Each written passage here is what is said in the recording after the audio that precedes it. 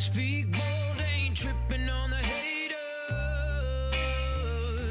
It could take freedom from a cold dead hands. We're locked and loaded for the last dance. 'Cause we're the new American gangsters, ready to die for this land. I don't know if I can be quite that long.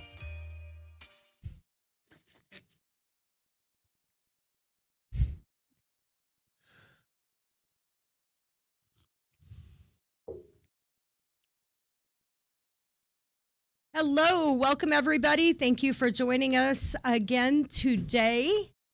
I am Shelby Bush, Chairman of We the People AZ Alliance. On my right here is Brian Blim, Director of Government Affairs and our attorney for We the People USA Alliance.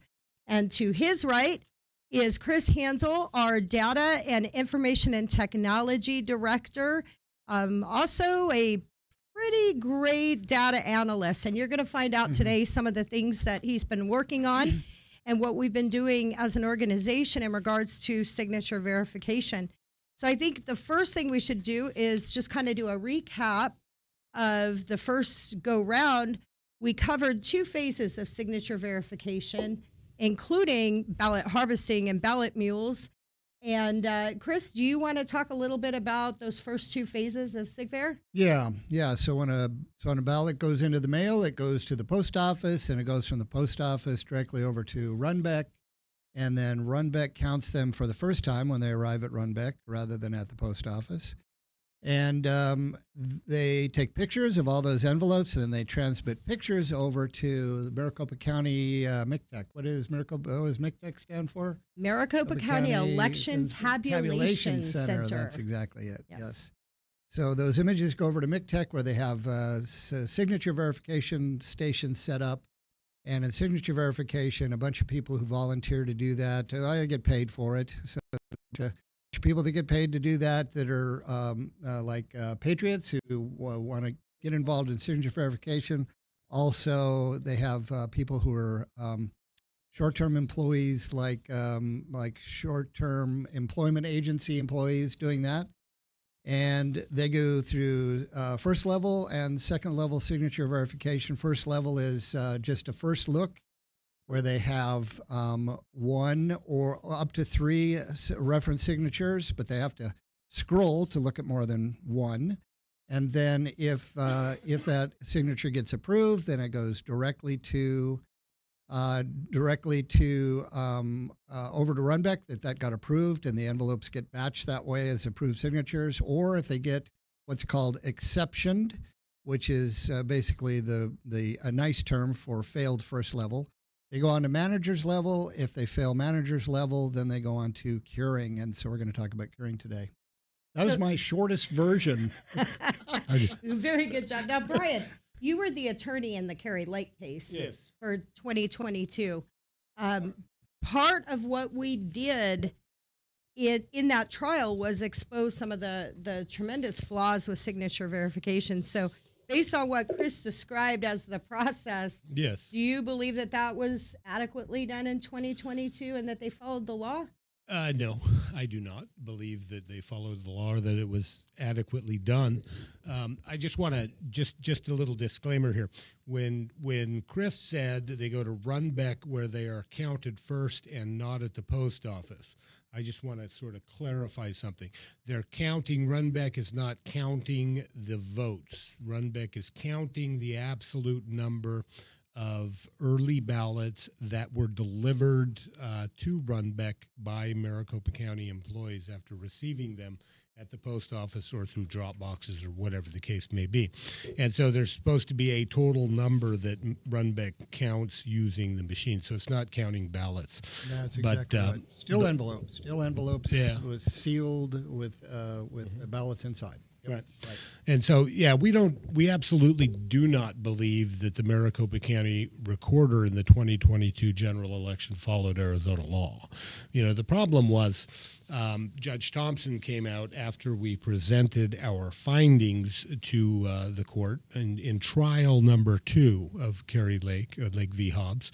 The judge found that the law allows discretion to the recorder to determine whether or not signatures are valid or not, and that he had no authority to overrule that.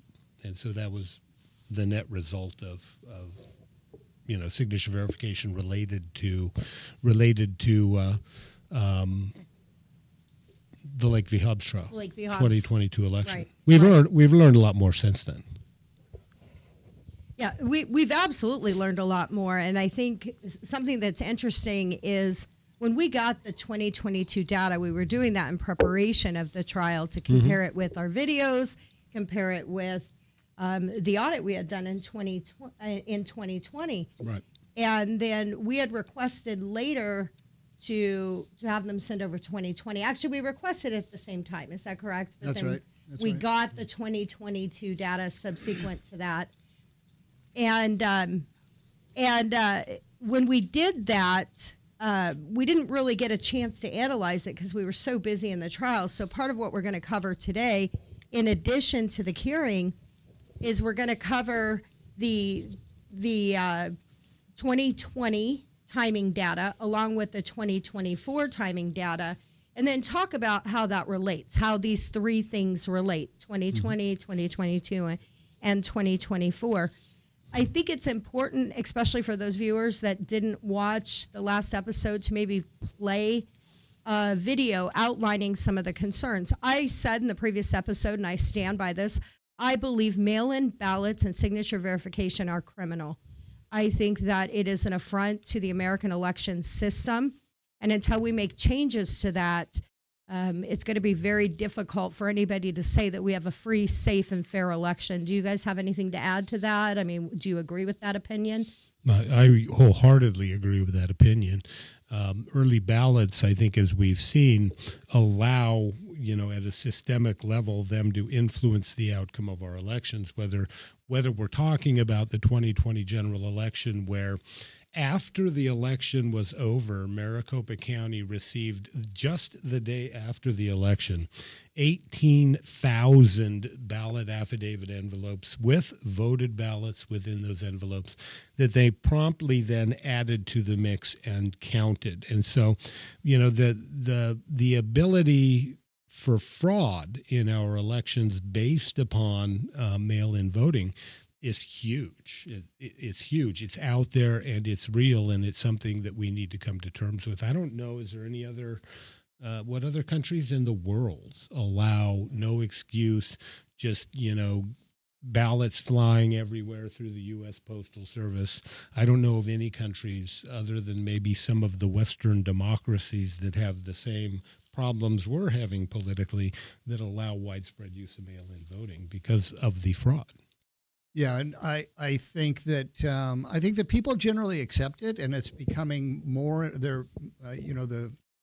The influences over our elections are trying to make it more and more acceptable. Here in Arizona, during COVID, we signed up 80% of the population to accept a mail-in ballot. Now, when I was living in California, I grew up living in California for several years, a decade before I came to Arizona.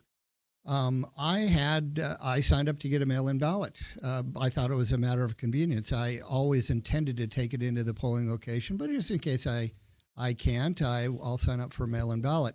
For me, it wasn't necessity. It was just convenience. And here in Arizona, since COVID, they're saying that 80% of the voters in Arizona like mail-in ballots. Well, that's not actually the case. 80% of the voters in Arizona got signed up for mail-in ballots, and they've left themselves on the mail-in ballot voter roll. But I would suspect that many of them are like me, who just stay on it as a matter of convenience because they don't know what's wrong with mail-in voting. And we're about to show you some of the weaknesses that are just gaping holes in the system that have the potential of letting in fraud, and the reason that we should all get off of mail-in voting. Well, and I think just to add to that, a lot of people get registered to vote through Motor Voter, right? You go get a driver's license in the state of Arizona. And a lot of these individuals who then are subsequently registered to vote are being put on the permanent early voting list, whatever they call it now. It used to be Able, called Able, active. now it's Yeah. Able, and Right. if we change the name somehow, it'll right. make it better. Makes it better, right? No. And so a lot of these folks are landing on this permanent early voting list, and then they're not actual voters. They're not people who really are interested in participating in politics, and that's their choice. That we're a free country, they can vote, they can choose not to vote, and so we have voter rolls then that have a substantial amount of, or a substantial number of people on the voter rolls that are not participants in our democracy themselves, that are being mailed ballots that then can be picked up, intercepted some way, shape, or form, and then trafficked. Well, and I want to add to that. They were talking about Pevel versus Able. So it used to be called the permanent early voting list, and now they call it the active early voting list because it gives you more of a warm and fuzzy feeling that somehow if they're an active voter, this Right. is more likely to be a good voter. However, the biggest issue we have with that is you can not vote for 2 federal cycles, which is 4 years, and still be considered an active voter. So if somebody registers to vote and then moves out of that house, say 2 months after an election, that mail-in ballot is still going to go out for 4 additional years, as long as a piece of mail isn't returned back to the county recorder's office. And even if it is, there's no guarantee that a ballot won't go out for it. So one of the things we talked about last week was the ballot affidavit envelope audit that we did, where we found duplicate voters. We found 10% egregious signatures that didn't match. We found envelopes that were signed by people other than the voter. So it's clear that there is a significant problem in how these ballots are verified and processed. So I want to play for you a video we played last week. It's a short video called, "Are We Really Supposed to Believe That?" This video is some excerpts from trial that we had during the Lake v. Hobbs, where you can hear the attorney for the county and for Katie Hobbs talking about, well, it's okay if we have these issues because we have a backup plan. Steve, can you play that video, please?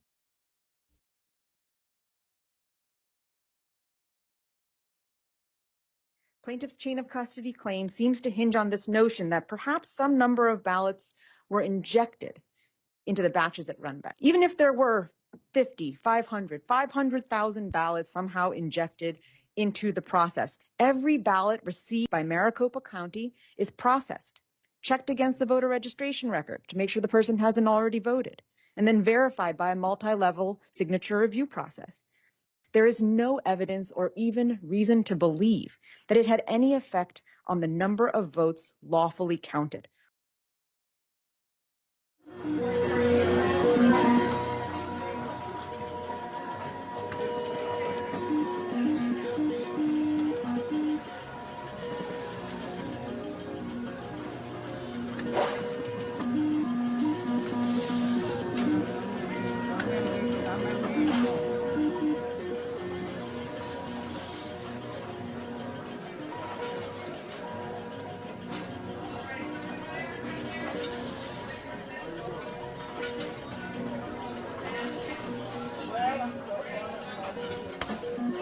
Supposed to believe now there's 274,000 crooks out there that all got hold agreed envelopes, and so all these fake ballots got through. Are we really supposed to believe that?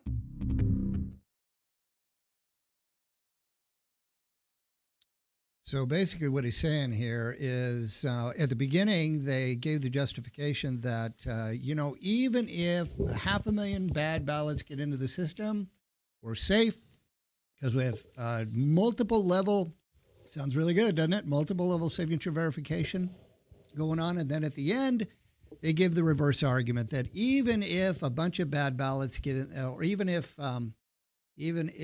signature verification fails, there's just no way that 50,000, 100,000, 500,000 bad ballots are going to get in there. So it's all circular logic. Either one can fail because they got the other one, except they could both fail.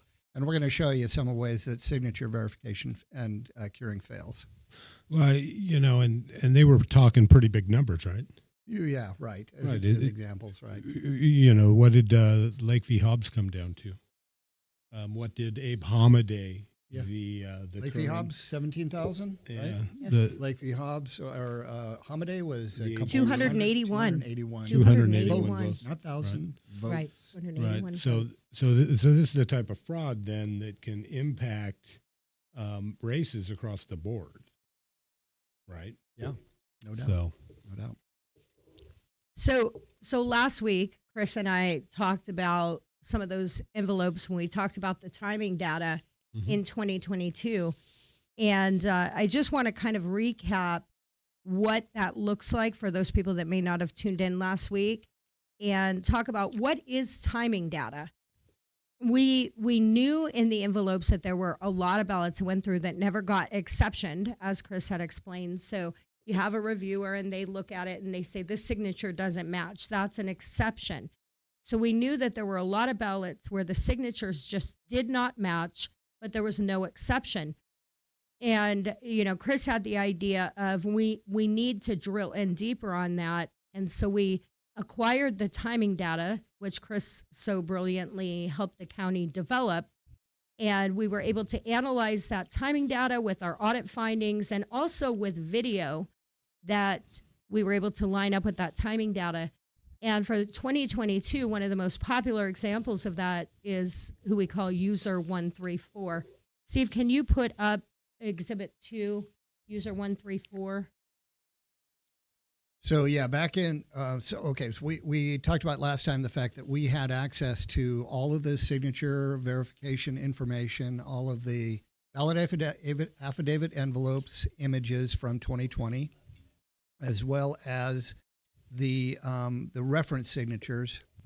And we did an analysis of that, and we found that a reasonable rejection rate or a reasonable exception rate, at least at first level, is somewhere between 10 and 20%. And what we're seeing here is user 134. And also it would reasonably take around 4 to 5, maybe as much as 15 seconds to evaluate a signature. And what we're seeing on the left here is user 134, who takes approximately 2.46, or an average of 2.4 seconds per envelope to look at them. And by the way, it takes about a second for the screen to load. So that's really more like 1.4 seconds average. And his pass rate is, what is it, 96.98%. 98.98. There you go. Okay. So, so this guy isn't doing signature verification. He's just clicking as fast as he can and passing as many as he can. It's very rare for him to have to set an exception and send a ballot affidavit envelope image on to level 2. Now, this is also the user who was just right there front and center, right? Yeah, coincidentally happened to be the guy on camera, right? And so now, if you were to look at that chart, you could actually follow his behavior and patterns, right? Every click. You could tell when he was taking a nap. He literally fell asleep at one point, didn't he? Yeah, multiple times. And that shows in that graph, does it not, where there are very long points in time? Yeah, that's right. Right. We didn't take out some of those breaks. Those are in there as data. Yeah. Right. So it's in there as data, but at one of those points, this gentleman is actually sleeping. And we, do we have that video? I don't know. I don't know if we have it here for a show tonight. But Yeah, we have it. We don't have it queued. Maybe can producer Steve maybe throw that up at the end? We'll throw that up just before we wrap up. That or we can just, we can just refer people to We the People USA Alliance's YouTube channel where they can find it there. There you go. And so, but I thought that was pretty interesting. And that actually resulted in some changes to the signature verification process for 2024, didn't it, Chris? Yeah, that's right. That's right. That inspired the, what was the bill? What do we call that bill? It's the timeline extension bill. Right. Yeah. Yeah, the timeline extension bill. And, as Brian had eloquently said, the judge never ruled that Maricopa County did signature verification in a way that we all find acceptable. Basically, he pointed out the fact that it just says you have to compare in statute. It doesn't define what that looks like. So based on that, and there were many other changes made in that timeline extension bill, the Arizona Secretary of State signature verification process was actually adopted into statute, where they made some very specific changes. Steve, can you put up image 3, please? Timeline extension bill. Brian, do you want to talk a little bit about, why it was important to get this adopted into statute and how that would have affected the Kerry Lake case and what it could do for future litigation? Well, the whole rationale behind the timeline extension bill is that the court found that it was left to the recorder's discretion to determine whether or not signatures were valid or not, because there weren't really any standards set for the recorder to verify signatures, right? It's simply compare one to the other, and if it looks okay, it looks okay, and if it doesn't look okay, well, then it doesn't count. And or you can try to cure, or whatever the case may be. And so it put all of the discretion within the Maricopa County Recorder's office as an elected officer of the court to determine whether or not these signatures were bad or good. And he had his process, and we've looked at his process, and we've been talking about his process. And so the intent behind the timeline extension bill was to put some teeth into it. Now, Katie Hobbs, when she was the Secretary of State, she had developed this little booklet. You remember what it's called, Chris? About signature verification, right? Yeah, it's the Arizona Secretary of State Signature Verification Guideline. Right. It's what we trained our auditors to use when we performed the audit. Right. And it was actually developed in partnership with the EAC, and it was adopted wholly from Colorado's signature verification manual. Yeah. And so, basically what it calls for is it codifies that manual, right? Because what did we learn at Lake v. Hobbs? Well, what we learned at Lake v. Hobbs is that was that, they told people, Ray Valenzuela said, yes, we train our signature verifiers to use this signature verification guide here, right? And this is the Katie Hobbs 2020 signature verification manual. And we said last time it's really quite a good manual. It teaches how people how to do forensic signature verification. You can't make anybody an expert in 4 hours, but it does as good a job as you can do. Right. It talks about all the different characteristics you have to check. Right. That if you were looking at the image on the screen, it outlined each of those. You have to look at the local characteristics, the broad characteristic, pin lift. Right. There's a lot of different different things you have to look at in both local and broad characteristics, which cannot be done in 1 to 3 seconds. Would you agree? And so that's the point. 100%. And that's the point. And so the intent following Lake v. Hobbs was to make the county recorder beholden to some set of standards, right? And so the Arizona legislature, the bill was drafted by Alex Colladon, who should be the next Secretary of State, because Adrian Fontes is just a flat failure like he was as Maricopa County's recorder. But he drafted the bill with the specific intention of making the recorder accountable to some set of standards. And he adopted, this was written by Katie Hobbs, who was then the Democrat Secretary of State for the state of Arizona, adopted her standards and codified them into law. And so the result is now, if they're not going to do signature verification according to the law, as it's codified, then you can bring that election challenge, and the judge isn't necessarily left saying, oh, I have to defer to the discretion of the county recorder. There are actually set standards. Right. And So I think we made this correction last time that we're certain that Katie Hobbs did not, in fact, write this herself, but it was written under her authority and provided under her authority. Oh, yeah. Katie Hobbs couldn't write something like this. Yeah, no way. Smart.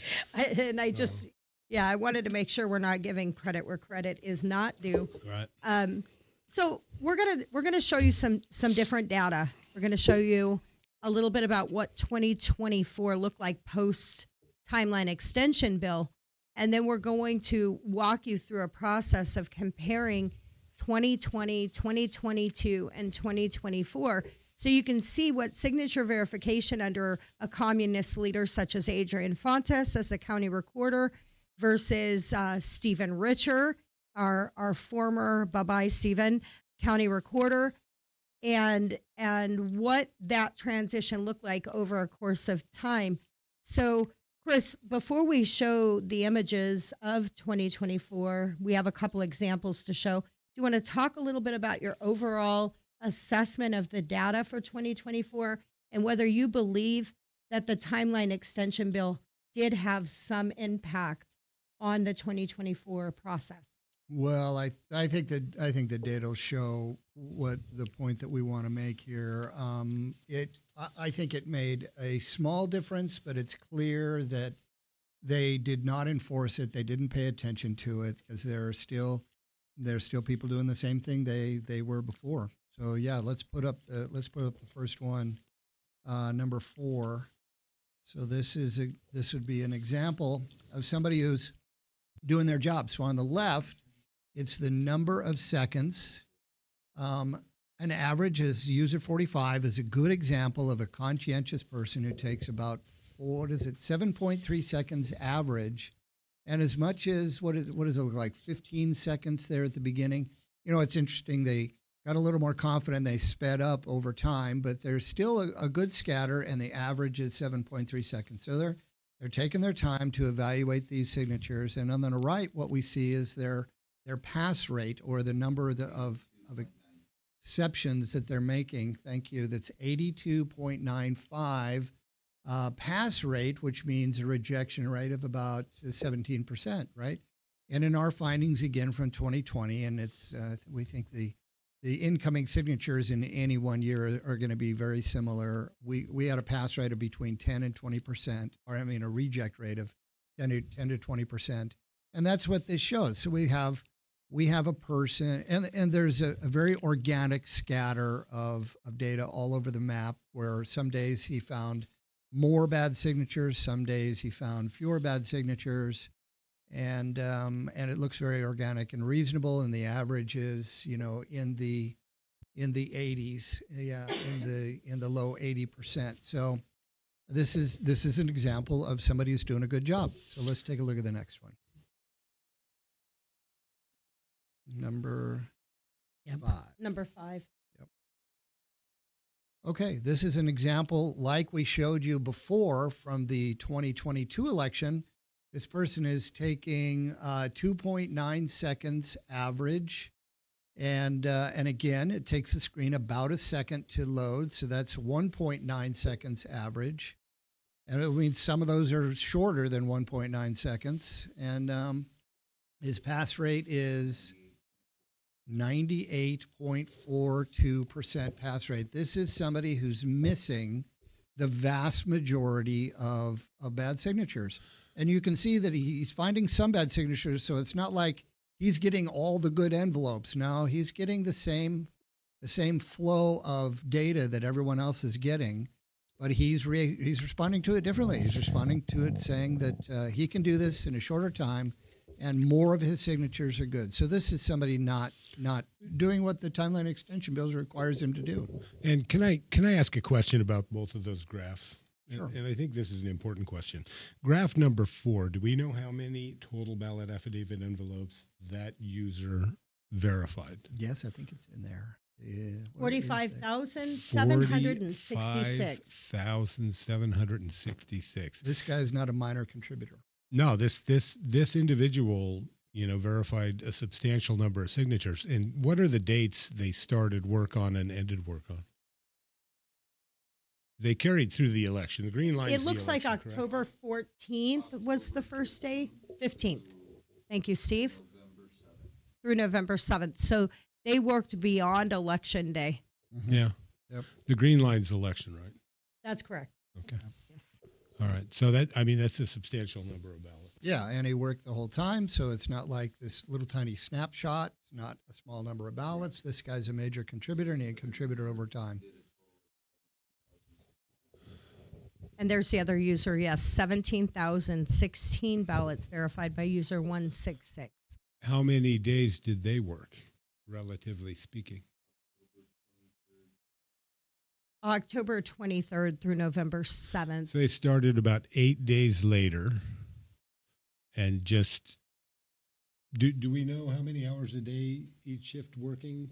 There's an 8-hour shift, and then there's a 3-hour shift. There's Yeah, two shifts. There's a day shift. It's 7 hours of work, and Okay. then an evening shift. Doesn't go overnight. It's just another 3.5 hours.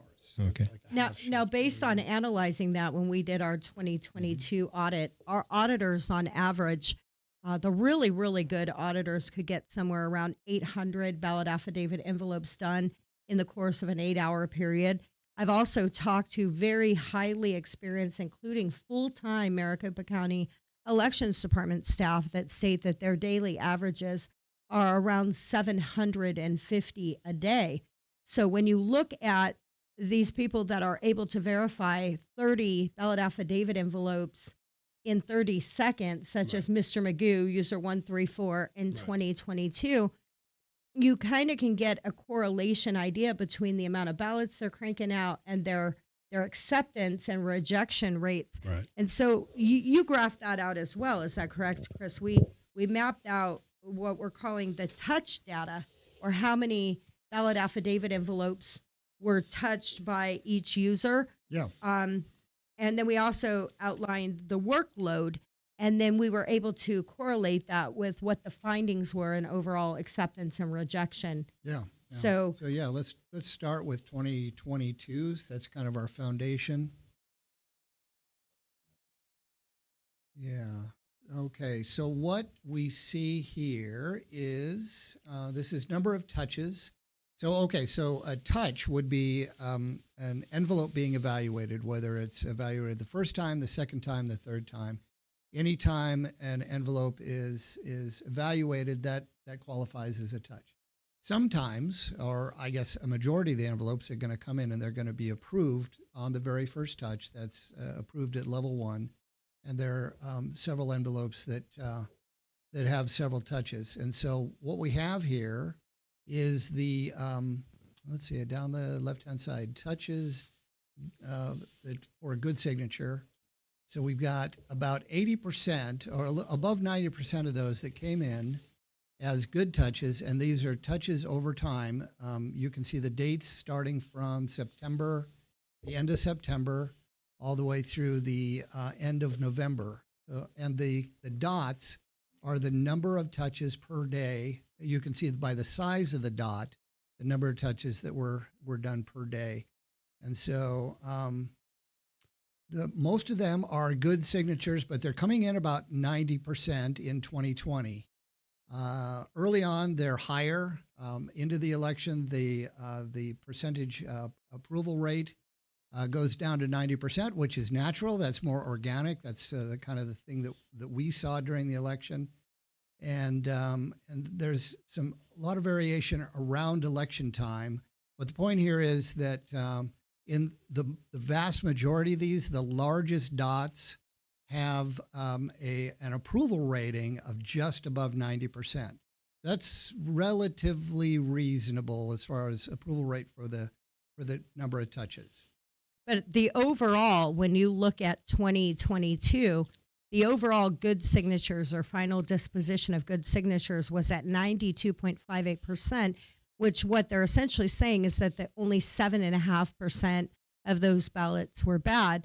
Would you say that's a good indicator that several mismatched or inappropriate ballots may have entered into the system in 2022? Yeah, we lost a lot in 2022, and we saw that elsewhere in the data.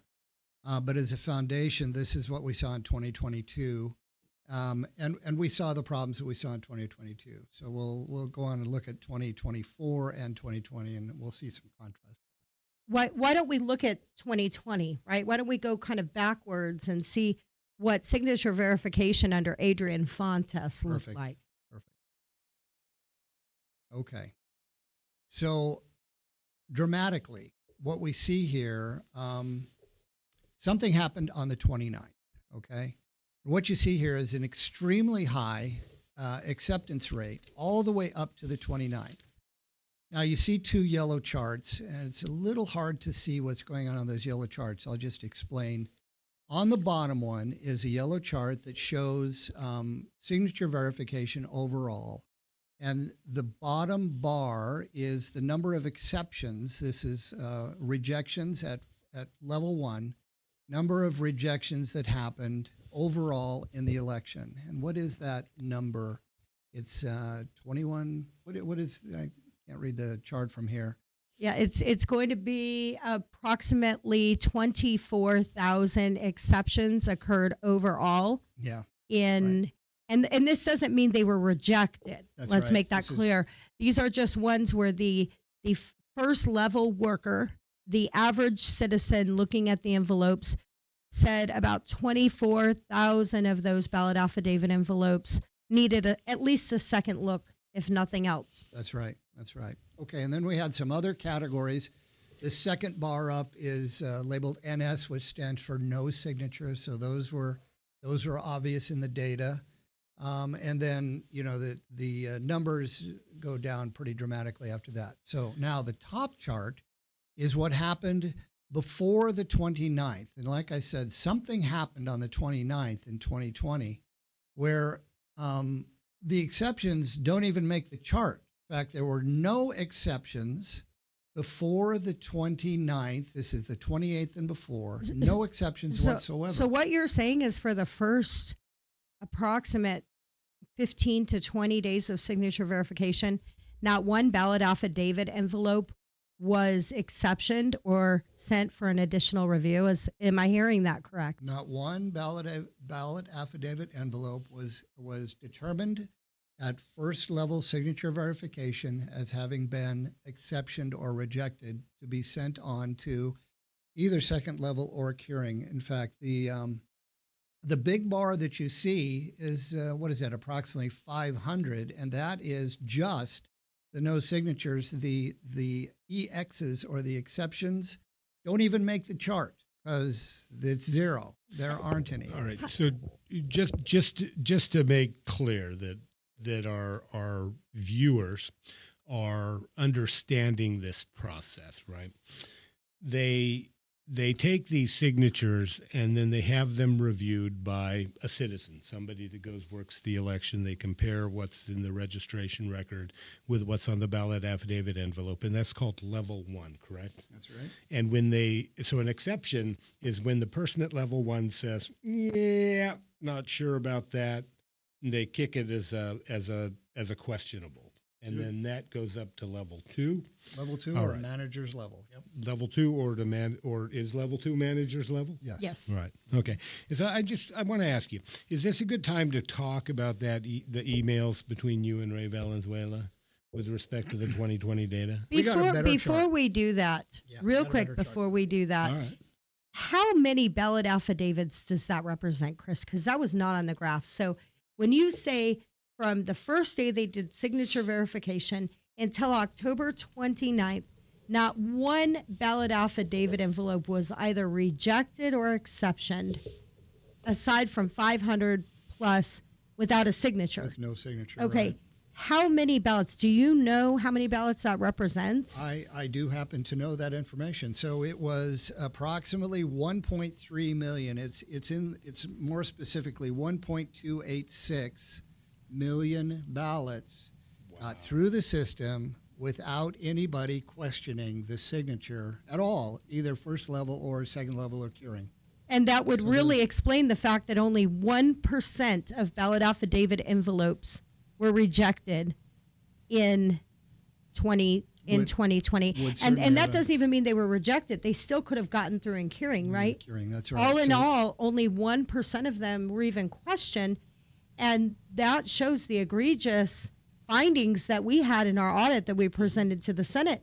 I mean, some of the things that we saw, and if you didn't watch last week's show, please go back, even if you just kind of fast forward through it. Look at some of those images of just the egregiousness of what they allowed into the system and ballots they allowed to be counted. Yeah, so there's one figure missing here, and that's the scale. So there are 1.9 million ballot affidavit envelopes, affidavit envelopes came through the system. So out of 1.9 million, 1.3 got in without a single exception. And that means that 600,000 were responsible for. Could you put that graph back up for us just real quick? The remaining 600,000 were responsible for.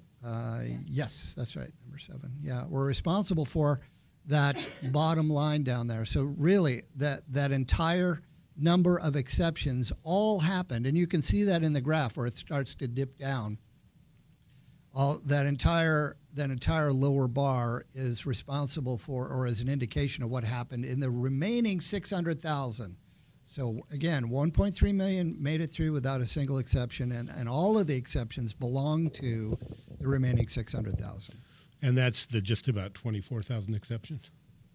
Is that right? Yes, that's Yes. right, about 24,000. Which constitutes 10% of the remaining 600,000, which is fairly consistent with our audit findings. So, so Chris, what if you changed? only take that 600, right? Yeah. What changed on October 28th in the elections department? Do we know what changed to create such a drastic disparage in what the findings were? We know a couple of things that changed, and we can. Do you want to skip 2024 and go on to the next set of graphs? We know a couple of things that changed. One thing is that, they obviously changed processes because they didn't exception anything in that beginning. And the other thing that changed, and we'll show this on a graph, is that a completely different group of people did the 1.3 million than the people who did the remaining 600,000. We'll show this visually, but that's two big differences. They had a different process for that first 1.3, and it was done by a different group of people. So what you're saying is they treated one group of ballots differently than they treated another group of ballots. Yeah, that's right. Would that be, I mean, you know what equal protection of the law is, don't you? I do. Let me ask my attorney about that. Can you explain that to us? That in substance, right, when we pass a law, we treat groups of people equally, right? We don't call out a specific group of people and say, well, we're going to treat you differently. And I think this is the biggest problem with vote by mail system in Arizona. I think it violates the United States Constitution's equal protections clause because it treats groups of people based on how they vote differently. It treats their signature differently, right? Like under Arizona law, if you look at, 557, Title 16, Arizona's election statutes, if you go to a polling place and vote, even if you go vote early, right, you still are voting a ballot that you stick into a ballot affidavit envelope. But what do you have to do? You have to show your ID. You have to show some form of ID. You have to prove you are the registered voter, reasonably so, and you have to show some form of identification to show that, yes, that's the address that is on your registration record.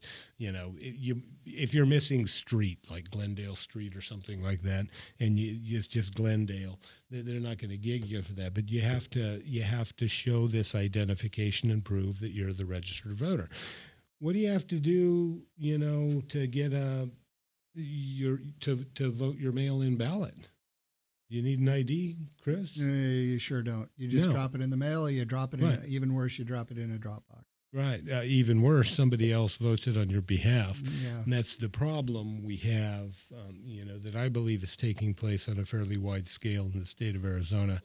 And that's something we're hell-bound to get more signatures to verify to prove. But I think it's an equal protection issue. And then within the context of an ongoing election, right, you have some signatures being verified by one process, and then boom, the process changes and verification becomes different from another process. And I think that's another significant equal protection issue, because do you know who votes closer to Election Day, Chris? I think it's mostly Republicans. Republicans typically vote closer to Election Day. A lot of them vote on Election Day. And so to treat these ballots disparately, to treat them differently, I think violates the Equal Protection Clause. You know, you got all these people out running around suing Trump, always violating the law. Look at Adrian Fontes, and how much he violated the law in 2020. He wanted to put every Maricopa County voter on the permanent early voting list, right? They wanted to just carte blanche mail out votes to everybody. And, there's some indication that they actually double mailed the entire voter registration database, or at least those on the PEVL list. And so, we have to get to a point where we're treating voters equally. And producer Steve actually has a stat on that. 70% of day of voters or voters who drop off their mail-in ballot on Election Day are typically Republican or right-leaning independents. 70%. Yeah, well, maybe those are the people that they intended to exception. That doesn't seem fair. So the county, when we requested this data during the public records exchange, right? Ray Valenzuela, the elections director at Maricopa County, he engaged in some communication regarding that public record to kind of pre-disclaim why there were 1.3 million ballot affidavit envelopes without a single exception. And although there were components of that may have made sense, do you want to talk a little bit about that email exchange and what you believe the actual facts surrounding whether that makes a difference in the findings is? Well, I think we might have to go off-road here as far as our order is concerned. What do you think about going to number 6 and number 7? I think number 7. We already did 7. That's the one that explained the workload. boxes. Oh, I'm sorry. Yeah, we're you're past right. 7. Yeah, we didn't do workload. Okay, right. Well, yeah. Okay, sure. Okay, we're still on road here. Let's take a look at that. Let's take a look at number 14 then.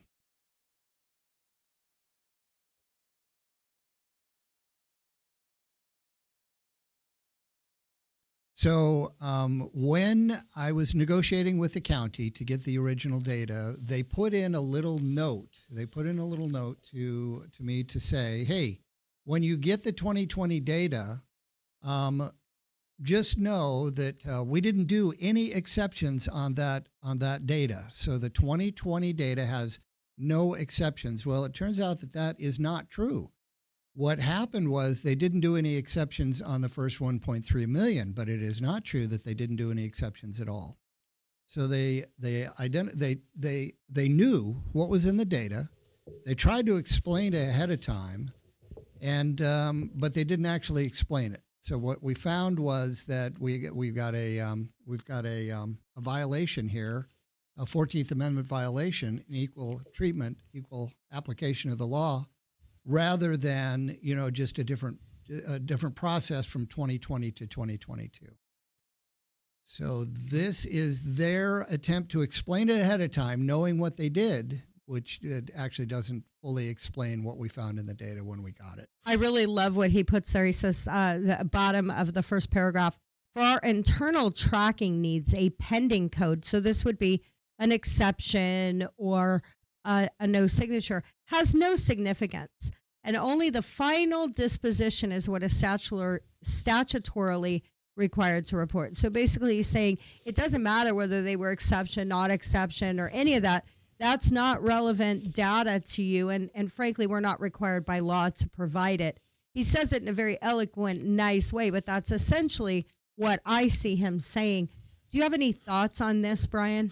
Yeah, you know what? I was I was reading it and I thought, oh my God, that's funny, because Kim, wonderful Kim, she's doing a lot of work trying to get some interesting data we're going to be talking about soon from the Maricopa County Recorder, and they got all snippy with her today, right? They said, "Wow, we're not required to give you explanations or answer questions," but right here's Maricopa County once Chris asked for the data and actually taught them how to create these reports, right? Because, your employer knows everything you do on your computer, right? So how many times did he hit H during the day? Something like that. Sure. And so Chris walks them through the process. This is a fabulous man here, by the way. Y'all owe him in Maricopa County big time because he does phenomenal work.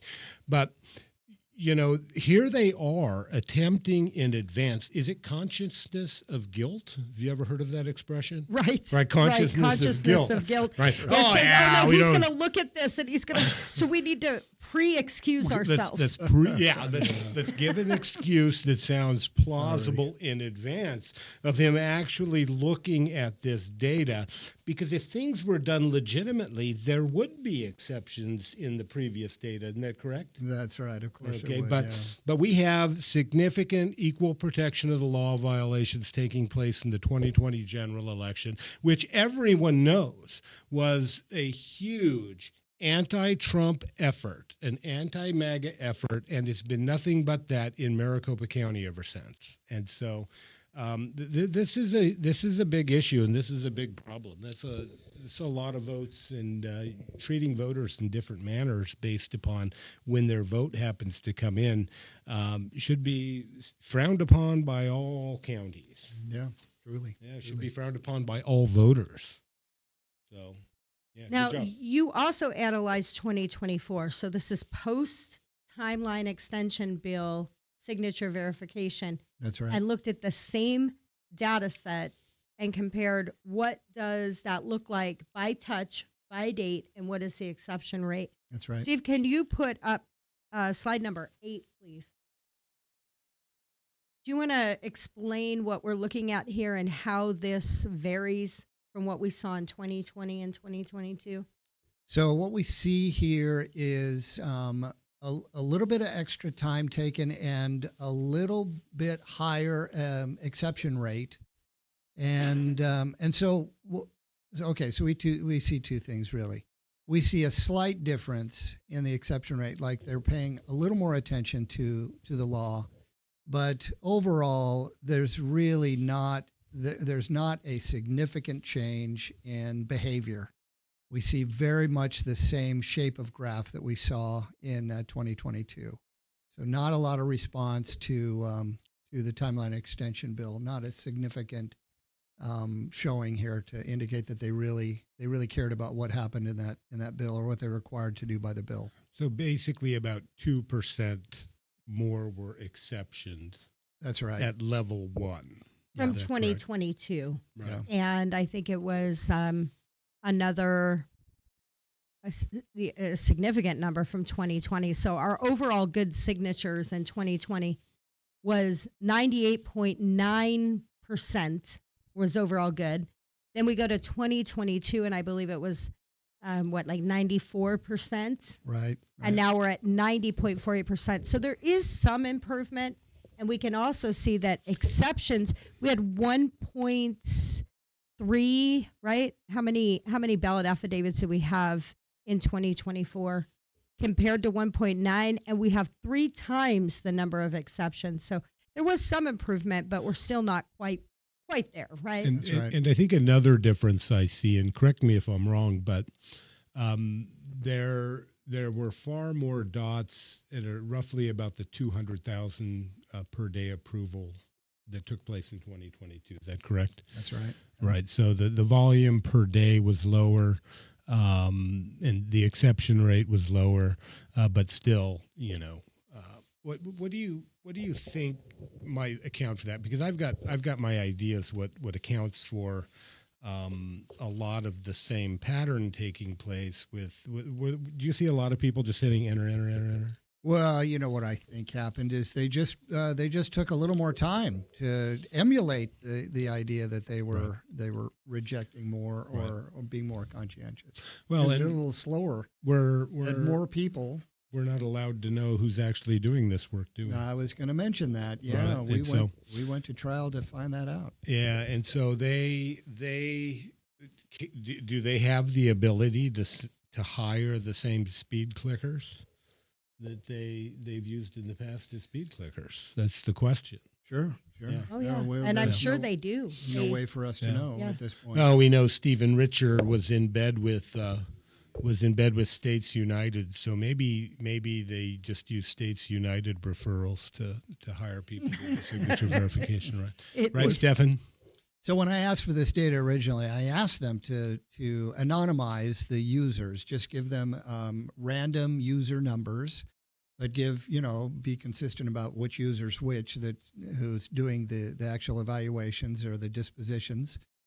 And they gave me that. I figured I'd have less of an argument if I asked them to randomize and anonymize the people. And then after the trial, we went back and asked in a public records request, well, who are these actual people? They gave us some of them. They gave us the whistleblowers in the trial, and they gave us which one was Stephen Richer. And Stephen Richer, when he did signature verification in his socks in his home, he did a miserable job, and I'll present that data at some point. He did signature verification for 3 days. And did his worst day was his last day, the third day. He didn't get better; he got worse at it. You have just summed up Stephen Richer's entire career as Maricopa County's recorder, right? He did a shit job. Well, That's let why me the point voters sent him something packing. else out here too. We know for a fact, this is an absolute fact, that in 2020 they instituted a process where people could do signature verification from home. We know they did it in 2020. We know they did it in 2022.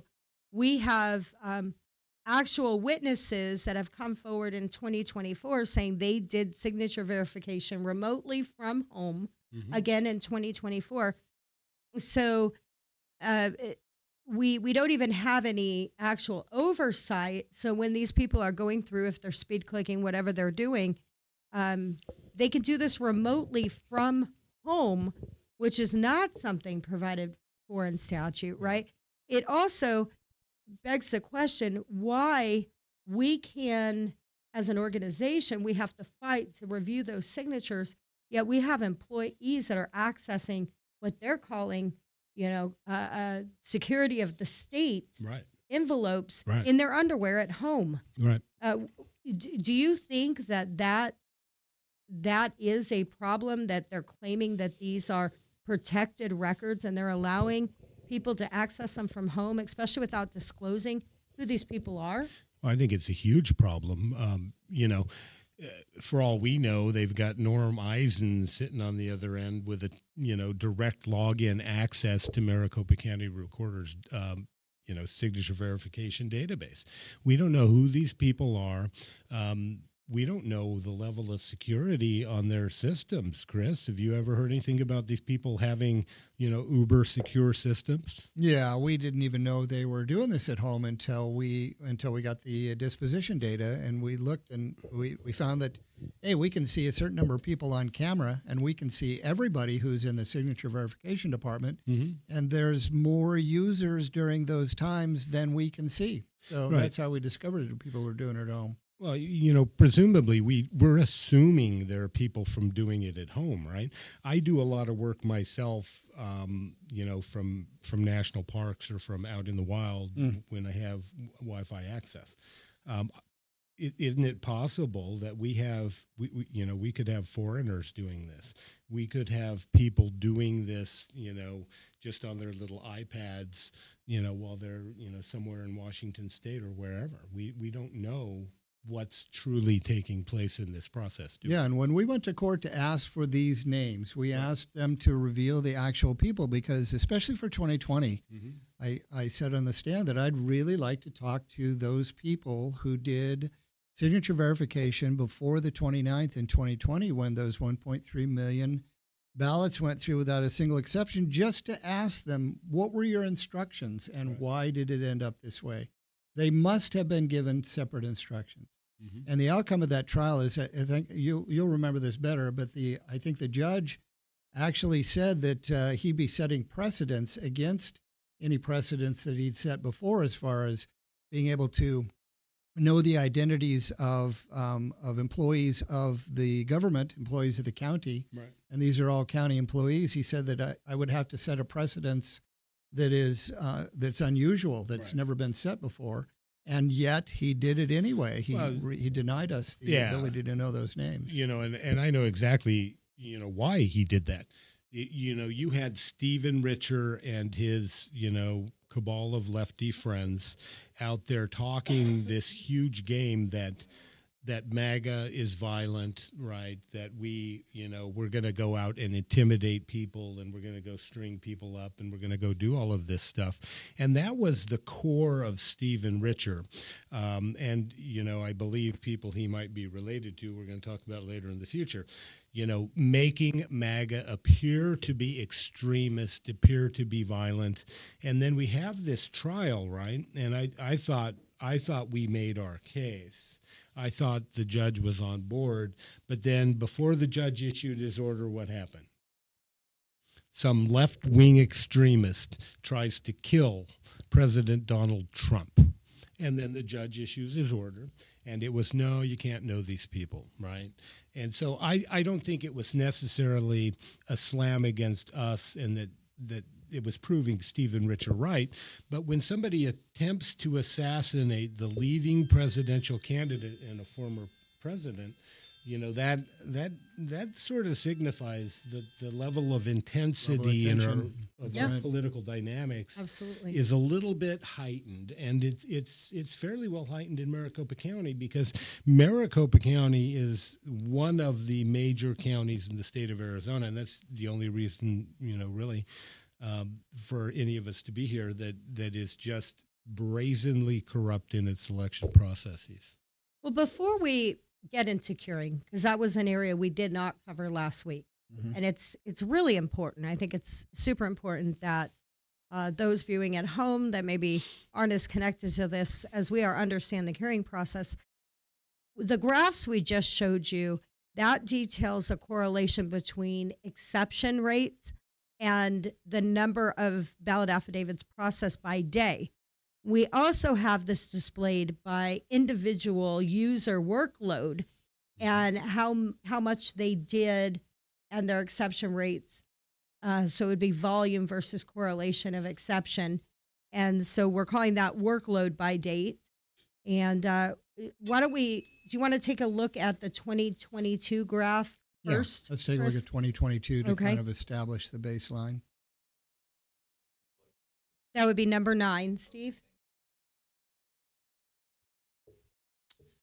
Okay, so what we see here along the bottom is date, and along the left-hand side is worker. So they numbered the workers with anonymous numbers or sequential numbers. So this is worker, I believe it's 1 through, I think there were 155 workers in the 2022.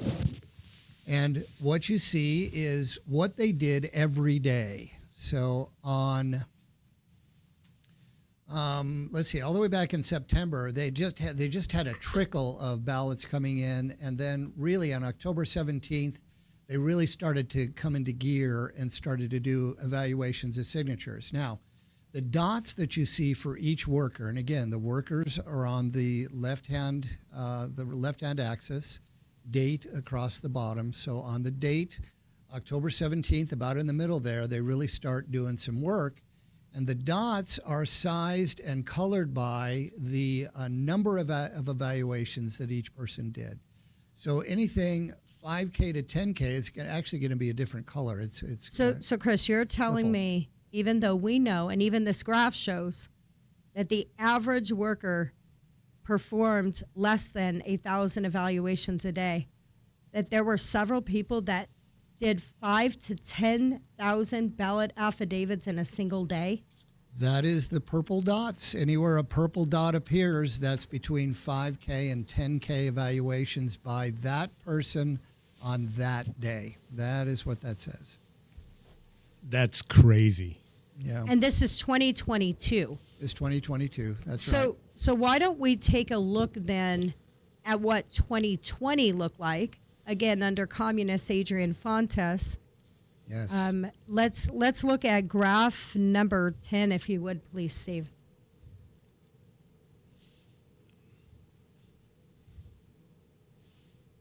Wow.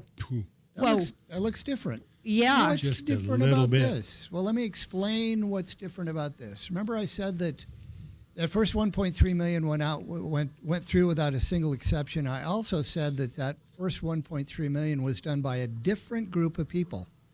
Okay, so again, across the bottom, we see really signature verification kicking into gear on October 12th. That's the first time we see some significant dots, although we see a smattering before that. It really kicks into gear on October 12th. And we have user numbers down the left-hand side. Now look at the higher user numbers. For the most part, they all start on October 12th. But then where you see the shift there, that's October 29th, okay? It's like the entire staff that was working on up to through October 28th at the top and a little bit down at the bottom there, the entire staff stops working. And a whole new staff comes on October 29th on the right-hand side where you see that kind of differentiation line there. And they do the remaining 600,000, and that's the group that started having more exceptions. They actually have the first exceptions in the election. Now, the other thing to notice is we've got some major players in here with some purple dots, but we had to add a different color dot here where we've got people, individuals, doing over 10,000 envelopes in a single day. Those are the red dots.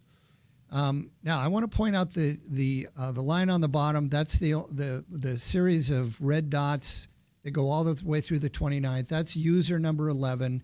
He's kind of the exception, and we think there's a reason for that, and so we're going to kind of ignore him. But if you you want to explain the reason for that? It would be incoming ballots that came into the polling centers where the ID was checked, right? Right. Yeah. And so basically what happens is if you go vote an early ballot at a vote center, as opposed to taking your mail-in ballot and dropping it in the mail or dropping it at a drop box, then you are required by Arizona law to show an ID, right? The ID verification requirements 100% apply if you go to a vote center and you vote an early ballot. And so basically what we have learned, what we learned in Lake v. Hobbs is trial number one. From Ray Valenzuela is that they take these ballots that are dropped off, or voted at a vote center because they have already been ID verified.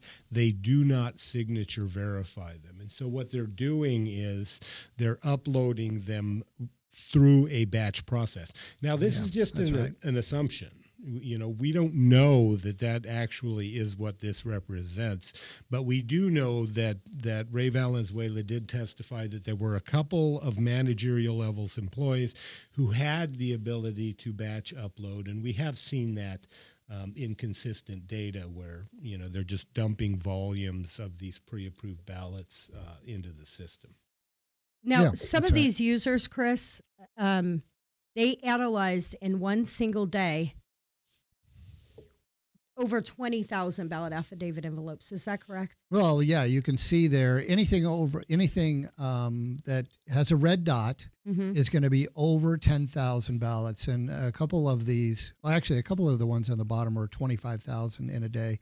But there's a lot of red dots here that are over 10,000 evaluated in a single day. So I want to point something out, okay?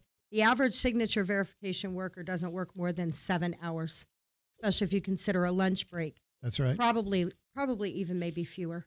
Okay. Okay. If you take 7 hours and you multiply that by the number of minutes and then turn it into seconds, an average workday is only 25,200 seconds, which would mean that these users would have had to have maintained a pace of one ballot affidavit per second for 7 to 7.5 hours straight without changing their pattern, without slowing down their rhythmic clicks on the computer in order to achieve what the data is showing they achieved. I think my opinion is that's pretty solid evidence that these are most likely being digitally entered or manipulated. I don't see how a human can maintain that clicking pace. I think that's a Guinness World Book record if a human can sit there for 8 hours straight clicking at the exact same pace. Yeah, and that assumes they don't even take their break to get a Red Bull has wings, right? And so, these machines doing this process, that's what ultimately the question is, and that was for 2020. Well, yeah, that first group of people, by the way, is 111 users, and the second group of people that came on the 29th is over 80 users. It's fewer users, but fewer users performing more work, performing the last 600,000 ballots at high speed. So, frankly, that first 111 users. It doesn't really matter whether they're a machine or a person. Many of them looked like the data would indicate that they were actual people. And so, but it doesn't really matter. They sat there under somebody's instructions and approved every single one of those ballot affidavit envelopes. Well, and here's what Adrian Fontes did in 2020 that people don't know and they should know, is Adrian Fontes violated Arizona law, and that was determined by the then Attorney General, who issued a big report. Because what did Adrian Fontes do?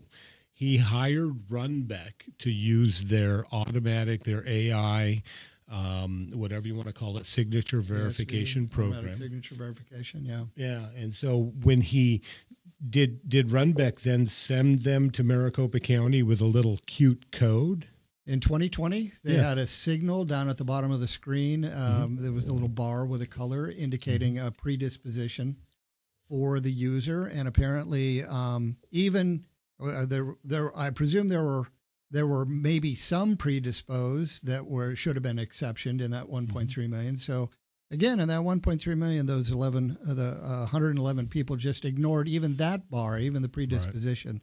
But that was also available to those 80 or so people after the 29th, and they apparently paid more attention to that bar, or maybe they didn't, but they at least they exceptioned at a more normal rate. Right. So we see 2020, which was obviously an egregious situation, right? This is a stop Trump at all costs, communist county recorder running our elections in 2020. And we see what is humanly impossible amounts of processing and extraordinarily high levels of acceptance rates. Then we move into 2022, which is Stephen Richer, okay? And we still see huge numbers of abnormal amounts of workload processing. Oh, is there original data for the trial? Right. And maybe this is humans like Mr. Magoo, user 134, click, click, click, click, click, right? That's inherently natural. That's right. So after they know that we're receiving this data, and after we've exposed this publicly, and then fast forward to incorporating the timeline extension bill, what does 2024 look like for us? Let's take a look. That would be graph 11. Well, we don't see any significant improvement over 2020, at least from this point of view. Things kicked into gear after October 14th. You can see that there's still lots of purple 5 to 10K ballots processed by a person on a day. Lots of that going on. And that comes out in the data as well. I mean, as far as the individual workers, we can see that kind of behavior going on still. Now, here's something I want to point out for those looking at this graph, because I think this is critical. And please correct me, Chris, if I'm wrong. This looks very consistent day by day as far as, for the most part, the number of workers that they used on a daily basis. They used a total of 220 workers to perform signature verification on what was approximately 1.4 million ballot affidavits. So they literally used nearly twice as many workers to perform signature verification on 500,000 less ballots, and they were still having to hyper process and speed click to get the job done. Again, do you not think this may be credible data supporting the idea that non-human interactions were being done in 2020? The fact that we're able to do 500,000 more with fewer users, less consistent. I mean, I'm dumbfounded because I'm looking at this in this light for the first time. And it feels like a mic drop to me that there is no way it's quote unquote literally humanly possible to process the data they did in 2020 utilizing the staff they used. Yeah, and I think that we need to know who these people are, not to make life difficult for them, but just to have a conversation with them and find out what their instructions were. Yeah, somebody needs to have a conversation with them. Maybe Pam Bondi can give them a call. This is crazy, and I'm not kidding. She's not too, busy dressing up like Combat Barbie. Oh, I mean, Brian, you're the attorney in the room, and I'm not exaggerating when I tell you guys we looked at these graphs, before the show, but we didn't really look at them. And I just feel like I'm having this profound epiphany here, looking at this. That, I mean, this is evidence, right? Yeah, I think looking at 2024, I think that what happened is we had a huge impact in drawing attention to a significant problem. Right, with Arizona, specifically Maricopa County's elections. And so their response to that impact, their response to the noise we were making was to increase the number of people they have actually doing signature verification. How many seats did they have? Do you know? I don't know. They did don't it know? in Steve, trailers. do me a favor. They Put did it in the trailers 2020 instead of in workload the- back up, number 10. Yeah. Can you put that back up for me, please? And so they have a lower exception rate. But we know they did it. They know Right.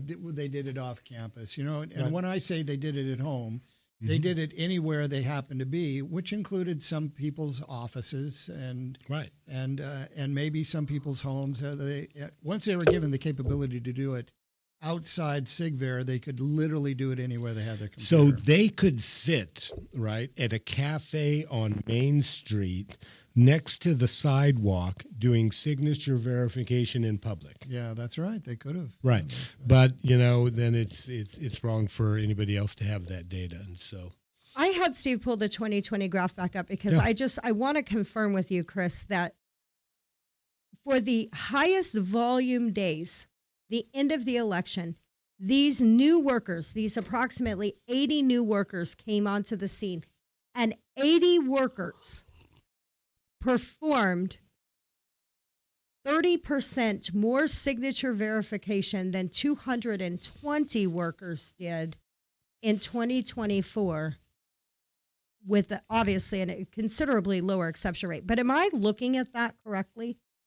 That is 1.3 million compared to the 1.4 in. No, it was 1.9 in this graph. 1.9 million, with the majority of them being done after October 29th, right? 600,000 done in that last window by less than 80 workers were performed.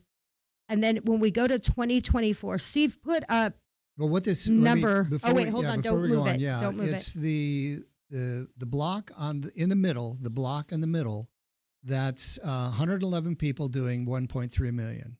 The block on the lower right is a little over 80 people doing 600,000. Okay, so 1.3 million. 1.3, right. That little block in the middle. 111. Right. 111 people did this. Yeah. And did look the at same amount. How many purple and red dots there are. That's those people ripping through that data. Some people aren't doing a lot during the day, but there are a lot of people ripping through that with purple and red dots. Now put number 11 back up, Steve. You've heard of a bump stock, haven't you?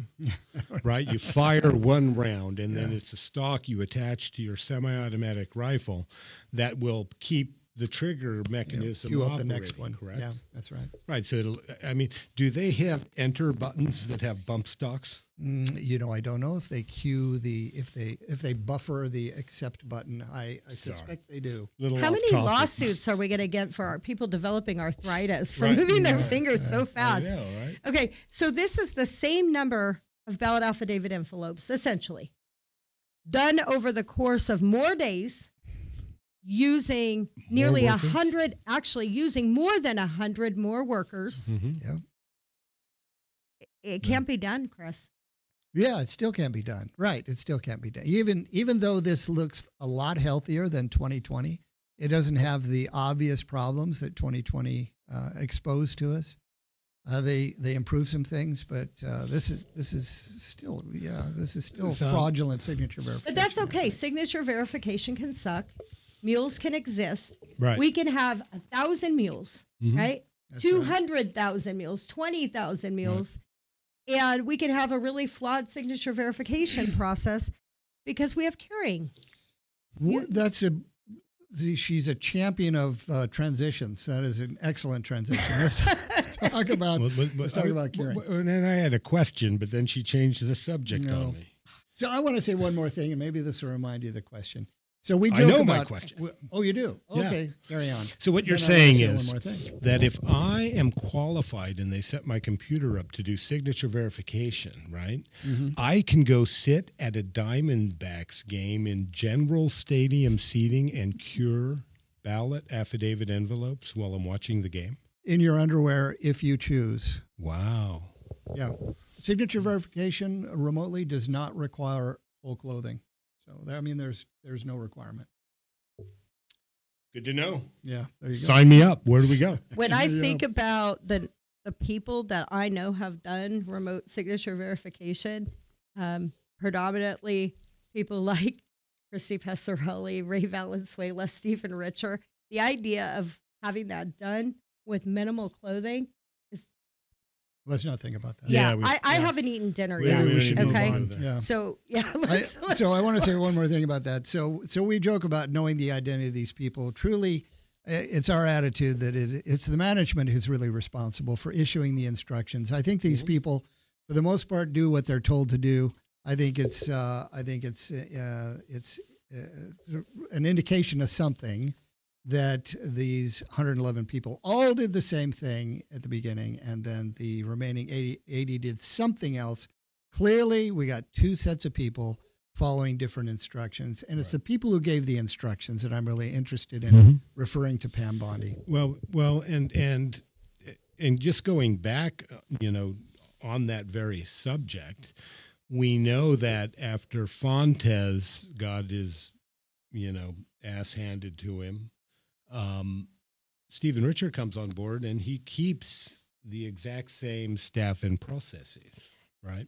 That's right. And so, you would expect then in 2022, with the same staff and no change to processes that we're aware of, other than, Ray Valenzuela in his email to you trying to, excuse himself to bite the bullet in advance and say, oh yeah, we didn't do this in advance, even though they, we know they did for the 600,000.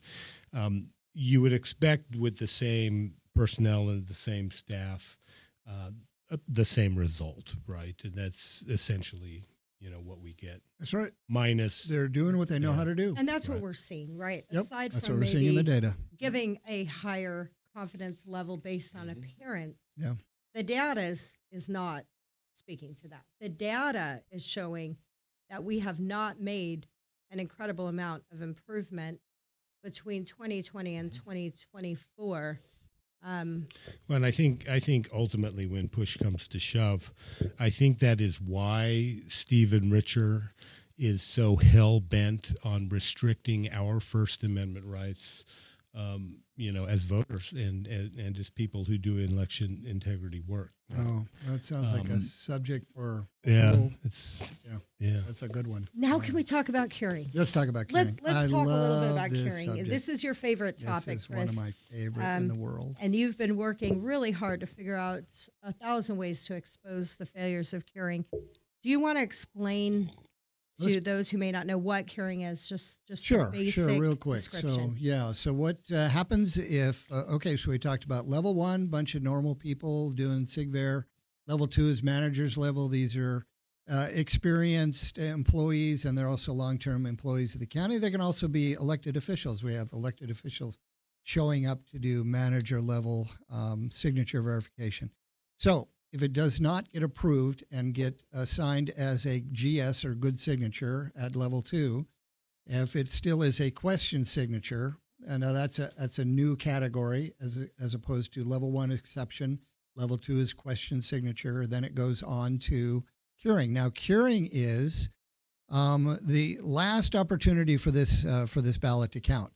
And what they do is they get a hold of, through some means, they get in touch with the voter and verify the signature on the ballot affidavit envelope. Now, if you or I were going to invent a process for doing curing, what we do is we come up with this process where our county employee, whether it's one of those patriots who's done it to help out with the process, or it's a long-term employee, or in the case of the county, what they also do is they have a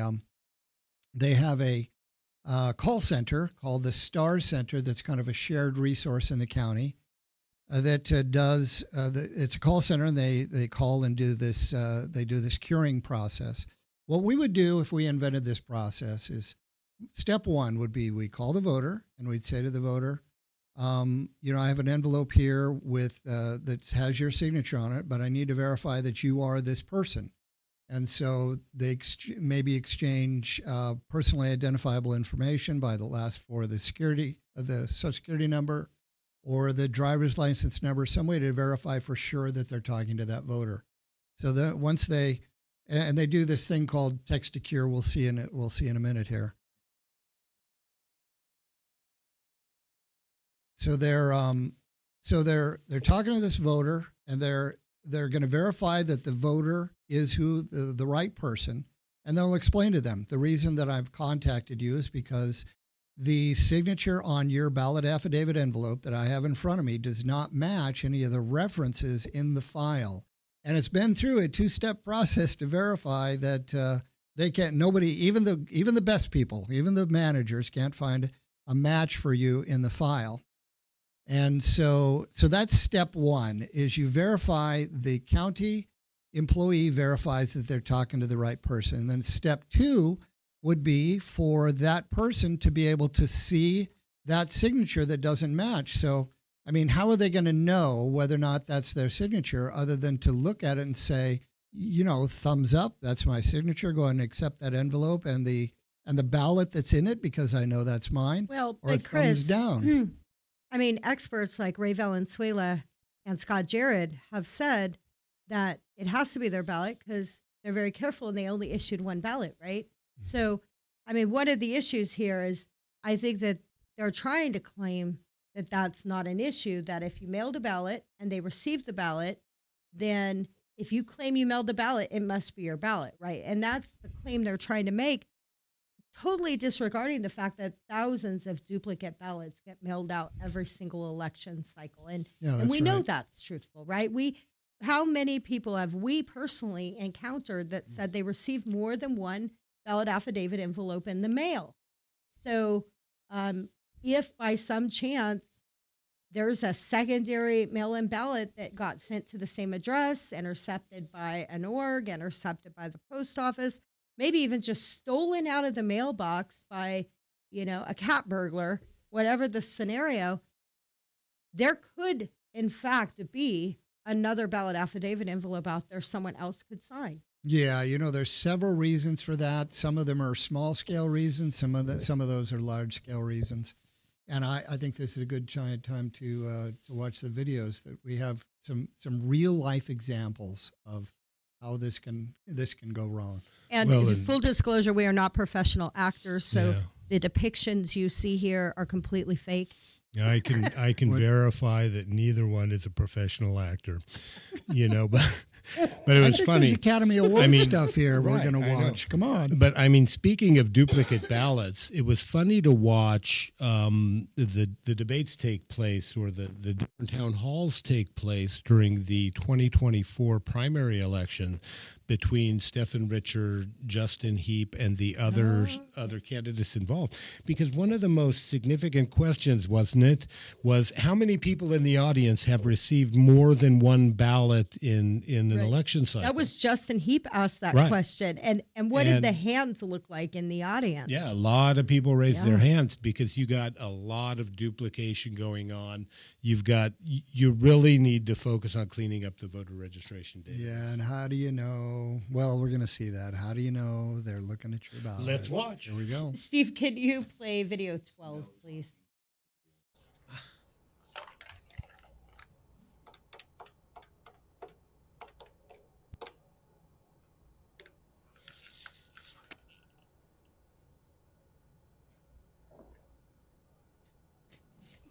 Hello? Hello, yes, I am looking for Jeff Brown. This is Jeff. Hi, Jeff. This is Sue from the Maricopa County Elections Department, and I was reaching out to you today because there is a problem with your most recent ballot. Did you mail in a mail-in ballot this year? Yes, I did. I did mail in a ballot. Okay. Before we can proceed, I am going to need to verify your identity. Do you have access to a phone where I can text you? I do. Go ahead. Okay, wonderful. Oh, I see. Looks like you want me to send a picture of my driver's license. Yes, sir. Okay. I happen to have my license in my hand. Okay.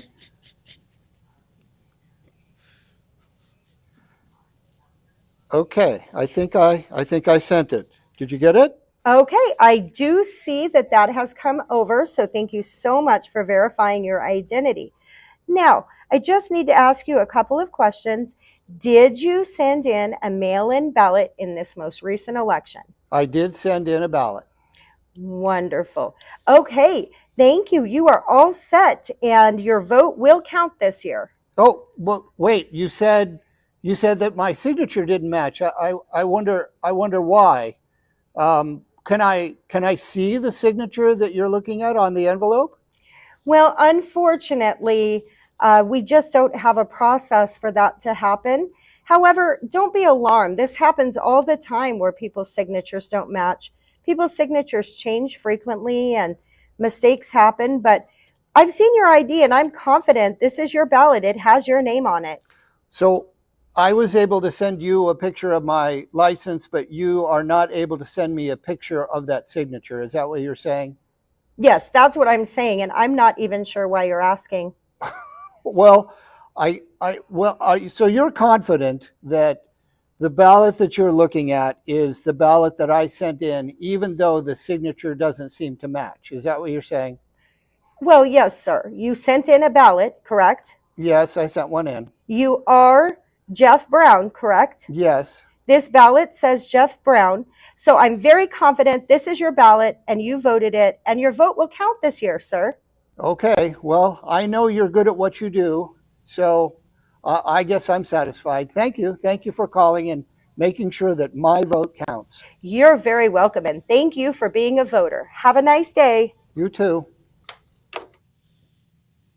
Does that basically mean that Maricopa County thinks the voter is incompetent to validate their own signature? It kind of means they think they are doing the right thing, and it doesn't matter what the voter thinks. Yeah. So what we saw there is an example of something they do called text to cure, and I think that it's really the best way to validate that the curing person is talking to the right person on the other end. Now, that's one of the ways that they validate step one. That is, the county verifies the voter that they're talking to. But that's not the only way that they do that verification step. It's the best way. I think all of them should be done that way. Right. Show an ID. Show right? an ID Show and an send ID. it in. That's right. And so that you have to actually be ID verified. You are actually ID verified. That's as good as it gets, man. You're ID verified. But that only validates that they're talking to the right person. It has nothing to do with the ballot they're holding in their hand. So, we've got a signature issue, right? Yeah. But we can verify identity using text secure with an ID, but That's right. we still don't know that that's actually the voter's signature. So we have that issue. That's right. That's right. Okay. And the thing is, you know what? We checked with Ray Valenzuela about this before the 2024 election, and we verified that now, just like that very intelligent gentleman said, that they have the technology for him to send a picture of his license, his identification to the county, but the county, for some reason, cannot send a picture of the ballot affidavit envelope they're looking at, the signature that they're looking at, to the voter. Now, why would they only be able to do that one way? And in fact, not only can they not send a picture, if he wanted to go down to the county, if he wanted to go to MCTEC or the recorder's office, there is no provision for him to see that envelope. That envelope exists somewhere, and in this case, it either exists at it'd be at MCTEC, because they don't have envelopes when they do it at the Star Center. And I did a tour of Maricopa County Tabulation Center. I think it was early 2024. Yeah. And I specifically asked Scott Jared, what is the process if somebody wanted to look at their ballot affidavit envelope and confirm their own signature? What if they wanted to come in and cure it? Because if I don't sign my ballot and they call me and say I have no signature, I can physically go down. They'll have the ballot affidavit available for me. There is a provision and I can for a sign blank that signature. same ballot affidavit envelope. Yeah. So it's physically there. Yeah. It's physically available for me to sign. But if there's a signature on there and I say, I don't believe that's mine, I'd like to come look at it. They refuse you that ability. Yeah. And when you go in, Isn't that funny? if you don't sign your envelope and you go in, what do you have to show? Oh, I think you might have to show your ID. ID verified. And so That's right. we're ID verified. We're an ID verification state, but there are millions of ballots flooding our system that require absolutely no identification whatsoever, aside from somebody maybe given. How long is the training for signature verification? 4 hours. 4 hours worth of training to verify signatures, that's paid to sit there for 8 hours a day, 7 with a lunch break, right? And compare signatures, which would be a mind-numbing task. Yeah, for sure. Yeah, and you've done it, right? Yeah. And right. so it would be very difficult to do for 7 hours. Yes. But we have all of these non-ID verified voters. Right. Now we've had reports as well. So this is text secure, but they also will call a voter and confirm them over the phone. We've talked to witnesses that worked in the curing department, that actually worked for Maricopa County as temporary election workers. And also we've talked to a few full-time workers at Maricopa County that have indicated that there have been times they've been so backlogged on curing that they've had people utilize workstations without computers, so they don't even have access to the actual envelope or the personal identifiable information required for that identity. So they're only requiring full name and address. Is that an accurate statement? That's right. The only thing they have available to them to verify the voter is the exact information on the envelope itself. So all you have to do is be able to repeat what you saw in the envelope when you fraudulently signed it, Right. to be able to fraudulently identify yourself as the voter. Yeah. Should we take a look at that video Yeah, to let's see take a that? look at the So next we've one. got some more bad acting for you. Oh my God, more No, cheese. no, More give me cheese. Lord. Hey, sweetheart. Just want to let you know the guy we bought the house from, Larry Green. I got his ballot in the mail. Apparently, he didn't forward his mail yet, but we've known him for a long time. I know exactly how he's going to vote. I went ahead and filled it out for him and sent that one back in the mail. But Can you check the mail and see if our ballots came in? Because we need to get ours filled out too. But just wanted to let you know in case it comes up.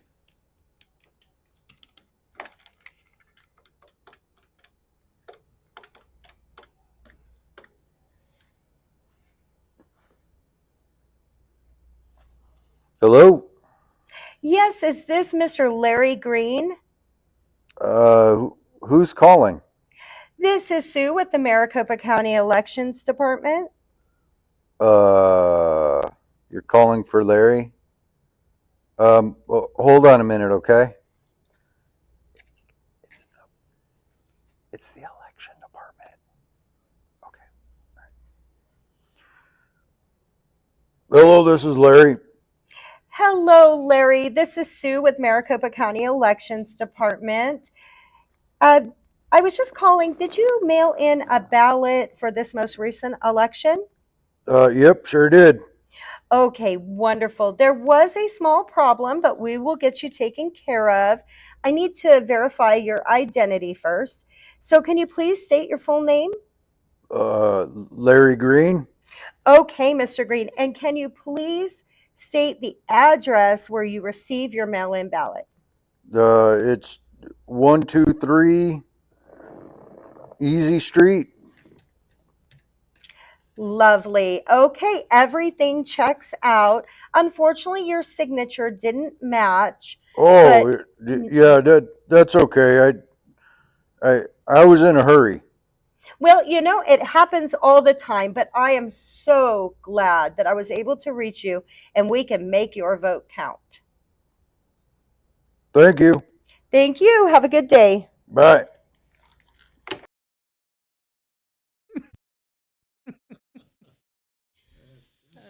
This is Larry.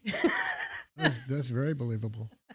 I know. I almost walked out of this movie. Very low budget. This was going beyond the B-roll. But hopefully it helped people to understand. I mean, this is how the process works. So what our friend said when he was talking to his honey is he said, we bought the house from what was Larry Green, was that it? We bought the house from Larry Green, and we know how Larry Green votes. But what if this is really more likely that you don't know who you bought the house from, and you know how Larry Green should vote? And that's how that ballot would have gotten voted, not the way Larry Green wanted, but the way the new residents think he should have voted, and that would be the more common. Well, I think I think if our producer was the one voting the vote, then that's okay by me. Well, before we wrap it up, because we've gone extraordinarily long, there was one more thing we wanted to talk about, and that was a practice that started. We believe it started in 2022, not in 2020, where ballots that went into these curing piles, they got so overwhelmed that they were actually recirculating them back again for another first level viewer. So if you've got conscientious signature verifier who rejects Larry Green's ballot and it goes to curing and it's sitting there too long, they may just throw Larry Green back into the queue, hoping user 134 gets Larry Green's ballot, and then they don't have to mess with curing.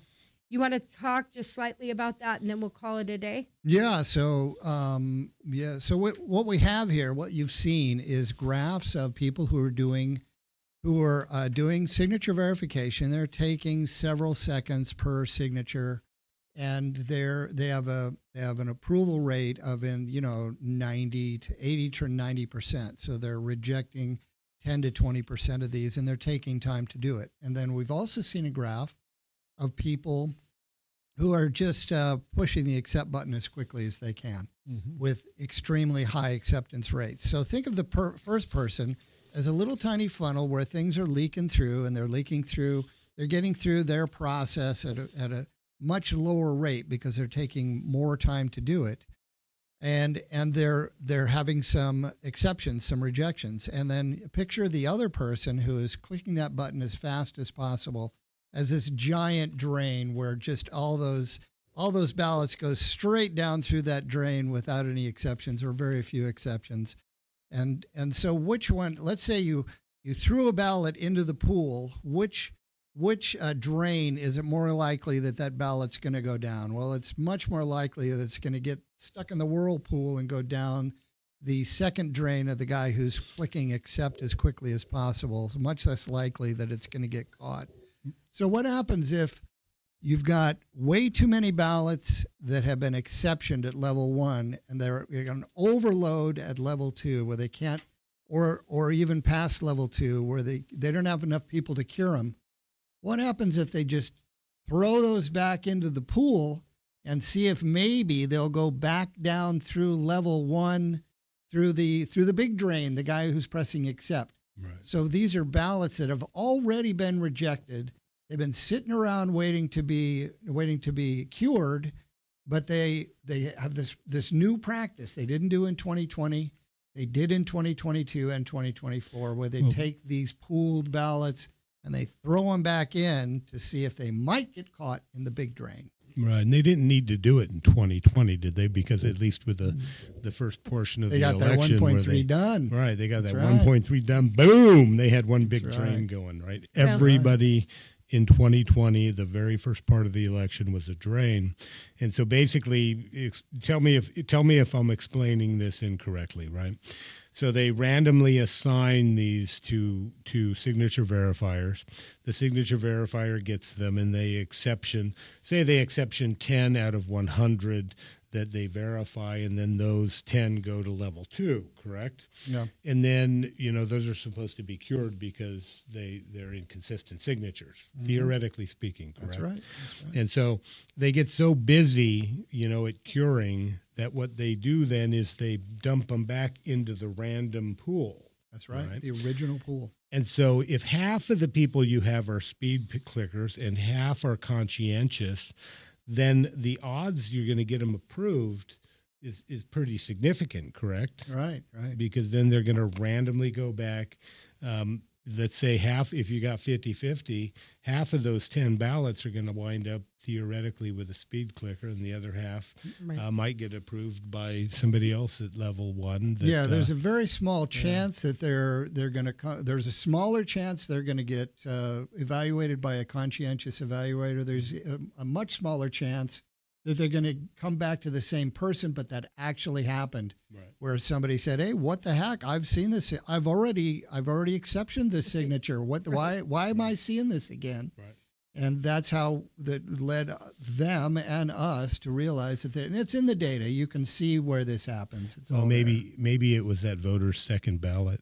Well, using well, that's true too, because we saw more than one vote get counted on numerous occasions. So using the drain analogy, if it's my kitchen sink and I take the little filter out of the drain, That's right. then You open up bad that garbage food, disposal. bad food, hairballs, Yeah. all the stuff can dump down the drain. And that's essentially what you're saying is this is a way to remove the filter to allow more bad signatures through, even when you have conscientious workers. That's right. That's right. We It's know if more that happened likely. 2024, We know that happened in Yes, in we do. 2020. Yes, we Yes, know we that do. happened in 2024. 2022, 2024. So right. the Arizona legislature, what you're saying, still has a lot of work to do, right? They do have Absolutely. some problems to fix. Now, Yeah. one more thing. Do we want to talk about as a last subject? We want to talk about the use of proof signatures in the voter rolls, or in the reference signatures. If you want to touch on that real briefly before we wrap up, and then Okay. maybe we need to do a whole Sure. series on Sure. just voter registration. So the example that we saw of Larry Green, his signature now was approved, and they have used ballot affidavit envelopes that were approved in the process and put them into the signature verification reference file. And in fact, that signature, Larry Green's false signature, would be at the top of the list for any future signature verification. So when Larry, the new homeowner, Mr. Brown, when he submitted a ballot with his signature for Larry Green, his signature would be approved because it would match the top signature that had been approved in the last Now, I've fraudulently kind of approved. described this as when you write a check at the bank, um, you go in to cash a check, the bank teller is going to check the signature on your bank card to ensure that those match your That's right. registration card, your bank. When you open your account, you have a Mhm. signature card on file. That's right. So they're going to check that card. What Maricopa County and other counties in Arizona are doing, by the way, not just Maricopa County, what they're doing is they're essentially then taking that check and now making the check the new signature card.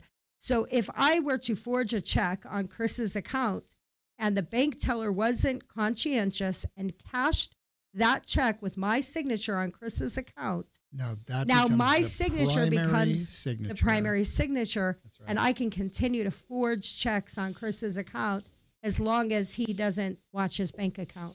Right, and there's Exactly. there's no process in the law whereby that is a legitimate process. The only way a signature is allowed by law to be added to the voter's registration record, and so by analogy, you're talking about the bank card. When you go open a banking account, they get your signature. Right? Right. They get your wet signature, and that way, boom, whenever your teller pulls your account up, it's got that signature that they can then compare to the check or the signature on the check, right? But they still ask for ID. Right, and they still ask They for ID. still ask for Right, ID. and so the only way they're supposed to be putting a signature into your voter registration record, which is the equivalent of your bank record, because that's what the reference is, the signature on your voter registration record, is if you go in to vote early, you show an ID, and then that signature on the ballot affidavit envelope is then verified through the signature verification process, then that signature can be added to your voter registration record, right, as a reference signature for future elections. That's not what's taking place. What's taking place is if a signature gets verified by, what's that guy you're referring to him as? Larry Green. Larry Green. Yeah. Larry Green, or who's the speed clicker? Oh, it's 134. Oh, 134, user Yeah. 134, If it right? passes through 134. If it passes through 134, they're putting it in your voter registration record to be used as the reference signature for the next election cycle. Meaning, if it got through and it's significantly different, which we have seen thousands of signatures that differ significantly, then that is your new reference. And so that's why I refer to this process as voter identity theft, because your signature is your identity when you vote by mail. And when that is changed by those running your elections, they have essentially changed your identity. Yeah. Exactly. And that's another reason why I think we've used the phrase protect your identity and secure your vote. Stop voting by mail. Right. That's it. I mean, Yeah. if you wanna ensure, some people go out and they get LifeLock to protect their identity. Well, getting off the AVIL system and voting in person is the easiest way, and it's a lot cheaper than LifeLock to protect your identity when it comes to your vote. Yeah, I hope it's clear that even though we have a multi-level signature verification process, that there are so many gaps and holes in that multi-level, especially at the very last level, especially the very last level of curing. That curing is a gaping hole in the system. Anything that got caught along the way in the filter can get right through curing without any problem. And then, like we said, that becomes a permanent record for future signatures. So then even signature verification won't catch those future fraudulent signatures. Right. Mic drop. Yeah. I think that's a good note to end on. Yeah. So I agree. thanks for joining us, and we'll see you next week. Oh, I do got one thing, right? And I just want to say this, the work we do is not cheap. It's not free, and it's not easy. We fight many battles. Many of us spend our own money doing this. And so if you can contribute even a small amount, then that would be greatly appreciated, because we submit thousands of public records requests. We spend a lot of time using experts as well as ourselves to help us analyze data, and it's an exceptionally expensive process. So I would ask that you help We the People USA Alliance. If you can, we'd appreciate it. Thank you so much, guys. God bless. Have a good week. Peace.